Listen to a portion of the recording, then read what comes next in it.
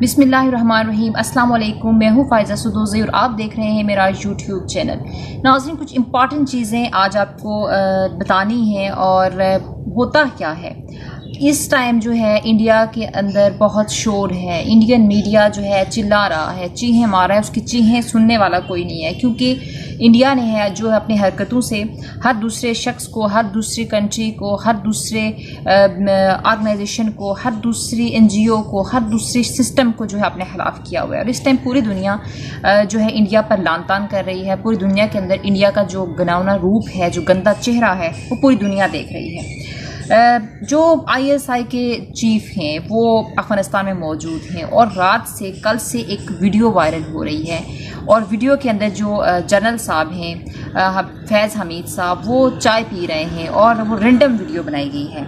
लेकिन वो video viral नहीं हुई बल्कि वायरल करवाई गई है। और वायरल करवाने का मकसद ये था कि इंडिया को एक मैसेज देना था कि चाय वाज फंटेस्टिक, यानी कि हम अब आपको काबली चाय पिलाएंगे। यानी कि इस पूरी इट्स मीन कि इस वीडियो को वायरल करने का मकसद ये था कि हमारे जनरल साहब इंडिया को ये पैगाम दे रहे थे कि भाई आप लोगों ने बड़ी गेमें खेल ली, लेकिन ISI जो है और जो पाकिस्तान है, जो हमारी आर्मी है, हमारे जो पूरी कंट्री के लोग हैं, हमारी जितनी भी एजेंसीज़ हैं, वो आपको जो है आपको आपकी अक्ल याद दिला रही हैं, आपकी अक्ल ठिकाने लगा रही हैं और आपको हमेशा की तरह इस दफ़ा भी सरप्राइज़ करके छोड़ेंगी। जैसे हमने आपको पहले बहुत जगहों पे सरप्राइज़ दिया आपको, अब आपको एक नया सरप्राइज़ दे रहे हैं। और वो जो है जनरल हमीद साहब ने वो वीडियो जो है वायरल हुई और उसके बाद जो है उनकी सूरत में दुनिया को और पाकिस्तान को, सॉरी जो इंडिया है, उसको एक मैसेज मिला, अमेरिका को मैसेज मिला। और जिन जिन ताकतों को इस वीडियो के ज़रिए एक पैगाम भेजना था वो भेज दिया गया है। भेजा इस तरह से है कि ये पैगाम दिया गया है कि भाई अब हम अफ़गानिस्तान के साथ, तालिबान के साथ खड़े हैं और हम चाइना के भी साथ हैं। चाइना भी अफ़गानिस्तान के साथ खड़ा है, अफ़गान तालिबान के साथ सपोर्ट कर रहा है। तो अब सारे लोग मिल के बेल्ट के अंदर तुम लोगों की अकल ठिकाने लगाएंगे। और किन लोगों की? भारत की बात हो रही है। और भारत को इस टाइम बड़ी मिर्चें लग रही हैं। आप उनके जनरल लोग जो है वो गौहर आर्या को आप देख लें, वो इस टाइम आग बगोला पड़ा है। वो कहता है ये ISI के लोग थे, ये तालिबान जो है ISI के बंदे हैं, ISI हमें मार रही है, ये इंडिया की जो पाकिस्तान की एजेंसी के लोग हैं बड़े तेज़ हैं, ये पाकिस्तान पता नहीं क्या है। कंफ्यूज है, इंडिया को कंफ्यूज किया गया है। अच्छा, एक तरफ तालिबान जो है वो पंजशेर के अंदर मौजूद हैं और दूसरी तरफ जो है वो हमारे जनरल साहब जो हैं वो वहाँ पे अफ़गानिस्तान में मौजूद हैं।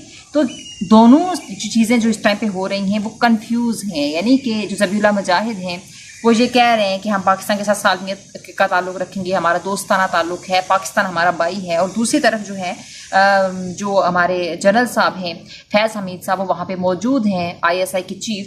तो इंडिया को जो है मज़ीद कंफ्यूज किया जा रहा है। इंडिया डरा हुआ है कि मज़ीद क्या होगा। एक पंजशेर था जहाँ पे जिस वादी को इस्तेमाल करते हुए हम पाकिस्तान के अंदर दहशतगर्दी करवाते थे और डराया हुआ था हमने सारी दुनिया को। और हम ये कहते थे कि ओहो अफ़गानिस्तान के अंदर तो हमारा कब्ज़ा है, अफ़गानिस्तान जो है वो दहशतगर्द है, क्रिमिनल है। और इस तरह के प्रोपेगेंडा करके जो है वो दुनिया से पाकिस्तान का ताल्लुक़ भी ख़त्म करवाया था। क्योंकि अफ़गानिस्तान के अंदर इंडियन एजेंट मौजूद थे, जिससे पाकिस्तान का जो है वो सेंट्रल एशिया से रब्ता मुमकिन नहीं था। क्योंकि पाकिस्तान जब भी कोशिश करता कि वो सेंट्रल एशिया से कोई भी किसी किस्म की तजारत करे तो रास्ते में जो है अफ़गानिस्तान के अंदर इंडिया के एजेंट बैठाए हुए, इंडियन एजेंट बैठे हुए थे। वो चाहे अशरफ गनी की सूरत में देख सकते हैं आप। और बहुत सारे ऐसे लोग मौजूद थे जो ये नहीं चाहते थे कि पाकिस्तान का रब्ता किसी भी सूरत जो है एशियन कंट्री से हो, सेंट्रल एशियन ममालिक से हो। इसलिए कि वहाँ पे बहुत सारे रिसोर्सेज मौजूद हैं, वहाँ पे कुछ ऐसी चीज़ें मौजूद हैं जो समझें कि एक दूसरे लफ्ज़ में ख़जाने मौजूद हैं। और अनटेस्ट जो है वो मार्केट वहाँ पे मौजूद है जिसको आज तक किसी ने नहीं छेड़ा। तो इंडिया को डर था कि ऐसा ना हो पाकिस्तान वहाँ तक चला जाए या चाइना चला जाए। तो इसीलिए इंडिया ने वहाँ पे अपना सिस्टम बैठाया था और अपने गंदे अंडे वहाँ पे छोड़े हुए थे और अपने एजेंट छोड़े हुए थे जो नहीं चाहते थे कि पाकिस्तान किसी भी सूरत जो है वो आगे बढ़ सके। अच्छा, इस टाइम जो है वो लोग जो है वो बड़े शेयर कर रहे हैं इस वीडियो को, फैज़ साहब की वीडियो को, फैज़ हमीद जनरल साहब की वीडियो को। और लोग जो है वो देख रहे हैं और इंडिया जो है कंफ्यूज है, इंडिया बड़ा परेशान है। इंडिया को पता है कि इस टाइम चाइना बहुत टाइम से पाकिस्तान के साथ है, लेकिन इस टाइम पे चाइना जो है वो अफ़गानिस्तान को भी सपोर्ट कर रहा है, रशिया भी इन ममालिक को सपोर्ट कर रहा है। रशिया भी कह रहे हैं कि दूसरे लफ्ज़ों में रशिया जो है वो अफ़गानिस्तान को तस्लीम कर रहा है और कहता है कि अच्छे ताल्लुकात हों। तो ये इस टाइम पे इंडिया अकेला रह गया है क्योंकि इंडिया एक फितना है। तो फितना जो है जब अकेला हो जाता है तो उसको मज़ीद परेशानी हो जाती है कि मेरे चाल में जो दूसरे मुल्क हैं या दूसरे लोग हैं वो शामिल नहीं होंगे तो मेरा अकेले का जो है वो मंजर नहीं चलेगा। अच्छा, अरबों रुपए की डॉलर पाकिस्तान पर बरसात होने जा रही है और वो कैसे बरसात पाकिस्तान पर होगी। अब आप सोच रहे होंगे कि अफगानिस्तान खुद कंगला मुल्क है और वो पाकिस्तान को क्या जो है अरबों डॉलर की बरसात देगा और पाकिस्तान पर जो है पैसों की बारिश हो जाएगी। बड़े ध्यान से सुना, बहुत इंपॉर्टेंट बात आपसे शेयर करने लगी हूँ।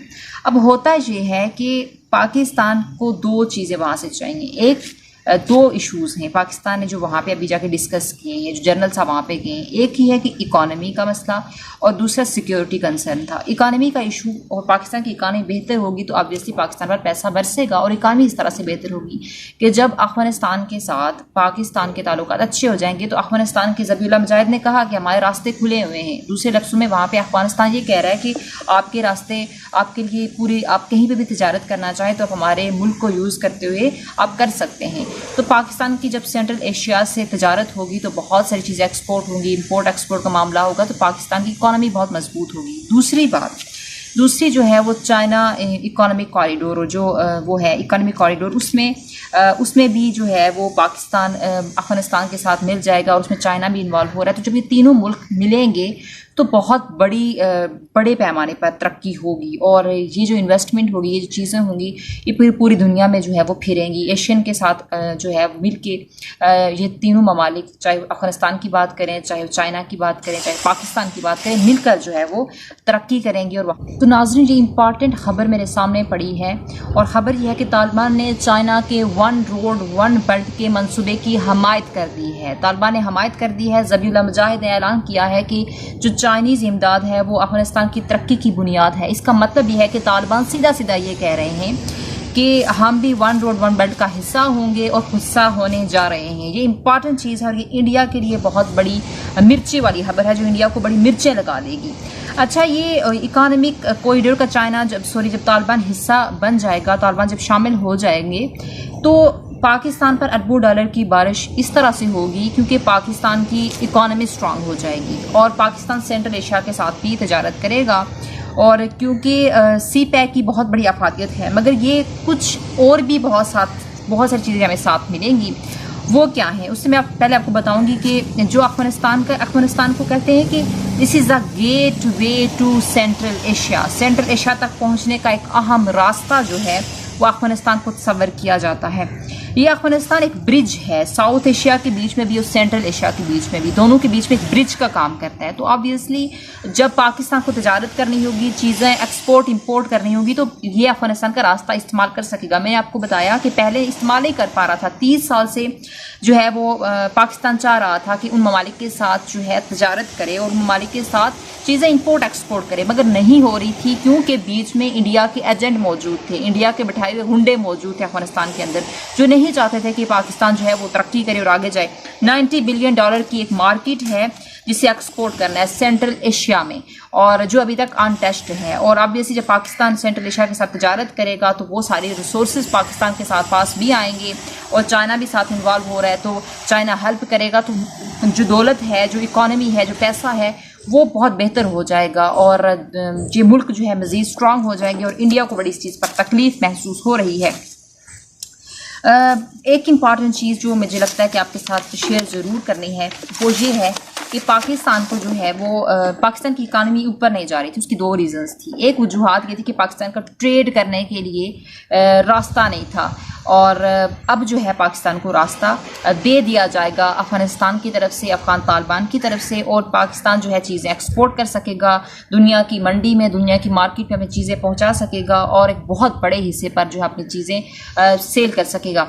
दूसरा सिक्योरिटी कंसर्न था। इंडिया के जो लोग थे वो नहीं चाहते थे कि पाकिस्तान तरक्की करे और वो कोई ना कोई साजिश, कोई ना कोई ड्रामा रचा देते थे। अब ये दोनों चीज़ें जो है वो पाकिस्तान जो है इस चीज़ों का मुकाबला करेगा और ऑब्वियसली पाकिस्तान ने मुकाबला किया और अफ़गान तालिबान ने मुकाबला किया क्योंकि पहले वहाँ पे अफ़गानिस्तान के अंदर वार लोड बहुत ज़्यादा था, वहाँ पर बहुत सारे मुल्क इन्वॉल्व थे तो पाकिस्तान को बहुत सारे मसले थे कि पाकिस्तान में तजारत नहीं कर पा रहा था, पाकिस्तान उन मुल्कों के साथ कनेक्ट नहीं हो रहा था। मगर अब इन चीज़ों से पाकिस्तान की जान छूटी है और अब पाकिस्तान अफ़गानिस्तान के साथ मिल के काम करेगा और इन सब के साथ मिल के चाइना काम करेगा तो पैसा हर चीज़ जो है वो डिवाइड होगी, तकसीम होगी तो एक अच्छा जो है वो गस्चर भी जाएगा और मुल्क जो है तरक्की करेंगे मज़ीद।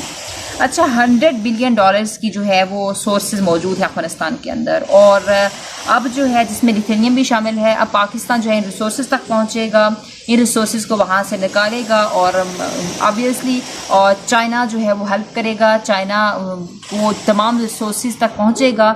एक ये थ्योरी दी जाती है कि अमेरिका इसीलिए यहाँ पे घुसा था, वो चाहता था कि यहाँ पे रिसोर्सेज तक रसाई हो जाए और फिर जो है वो तरक्की करे और पैसा कमाए वहाँ से, यहाँ से पैसा जो है सही लूटे, लेकिन अमेरिका को ऐसा करने नहीं दिया गया। अच्छा, एक चीज़ जो इन सारी चीज़ों के अलावा कि अभी तक जो सूरत हाल है, जो अभी क्योंकि तालिबान पंशेर के अंदर 99% से भी ज़्यादा काबिज़ हो चुके हैं, तो कुछ वीडियोज़ वो वायरल कर रहे हैं। यूट्यूब की कुछ पॉलिसीज़ होती हैं, मैं आपको सारी चीज़ें दिखा नहीं सकती, बहुत सारी वीडियोज़, लेकिन आप देख सकते हैं यूट्यूब पे जाके कि वहाँ से जो असला पकड़ा गया है, जो तालिबान ने असला पकड़ा है, वो भारतीय असला है। ये चीज़ आप कंफर्म हो गई है कि वो भारतीय असला है, और जो पंशेर का दरवाजे का कंट्रोल है वो भी तालिबान के पास है। और क्योंकि इनकी वीडियोस जो हैं वो यूट्यूब पर मौजूद हैं, आप वहाँ से जाके देख सकते हैं। तालिबान ने पंशेर से जो असला पकड़ा और वो उसको दिखा रहे हैं, इनकी वीडियोस भी यूट्यूब पे मौजूद हैं कि देखो ये हम पकड़ रहे हैं असला, और ये भारत स्मगल करता रहा, भारत पंशेर के लोगों को देता रहा कि आप यहाँ पे क्रिमिनल एक्टिविटी करो, तालिबान को तंग करो और अफगानिस्तान के अंदर गन डाले रखो। तो वो जो है वो दिखा रहे हैं इस तरह से सारे लोगों को कि भाई देखो ये इंडियन टैंक्स पकड़े गए हैं, और उनकी वीडियोस जो है तालिबान बना बना के अब अपलोड कर रहे हैं। अच्छा, जो स्लग हाईवे है वो भी तालिबान के कब्ज़े में आ चुका है, और ये सारी चीज़ें मैं आपको बहुत टाइम से वीडियोस में बता रही हूँ, लेकिन अब तालिबान भी ये वीडियोस वायरल कर रहे हैं, क्योंकि जो लोग कुछ लोग बैठे हुए ये कह रहे थे कि तालिबान तो भाई गए ही नहीं पंशेर के अंदर। अब वीडियोस आप यूट्यूब पे जाके देखें कि तालिबान पंशेर के अंदर भी गए हैं, और सारी चीज़ें अब वो वायरल कर रहे हैं कि भाई हम गए हैं और हमने फतह किया है सारी चीज़ों को। और क्योंकि कुछ लोग होते हैं ना जिनकी कोई सोच नहीं होती, कोई मेंटेलिटी नहीं होती, बस ऐसे ही उठ के कुछ ही ओल फोल बोगना शुरू कर देते हैं, जैसे इंडियंस हो गए कुछ, वो कह रहे थे तालिबान तो पंशेर के अंदर है ही नहीं, ऐसा है ही नहीं कुछ ना, अपने आप को तसल्ली देने के लिए। तो अब तालिबान मजीद कंफर्म करने के लिए वीडियोस भी भेज रहे हैं कि भाई हम गए हैं और हमने ऐसे ऐसे इनको भगाया है, और जो एजेंट इंडियन एजेंट मौजूद थे यहाँ पे और जो अहमद शाह मसूद के हामी लोग थे उनको हमने ऐसे ऐसे भगाया और वहाँ पे हमने कब्जा किया, और इस तरीके से हमने सारा कुछ किया है। तो जो क्योंकि ये जो स्लग हाईवे है इसको मेन सप्लाई लाइन कहा जाता है, क्योंकि इसके ज़रिए खुराक और हर चीज़ जो है वो यहाँ से पास करवाई जाती है, इस रास्ते को इस्तेमाल करते हैं। और वहाँ पे भी तालिबान का कब्जा है, उन्हें वीडियो वायरल करवाई है, बाकायदा वीडियोस बनाई हुई हैं और लोगों को फिर दिखा रहे हैं। ज़िला जो है अंबार के अंदर भी अंदर जो है पंशेर तालिबान मौजूद हैं, और जो वीडियो यूट्यूब पर आप देख सकते हैं।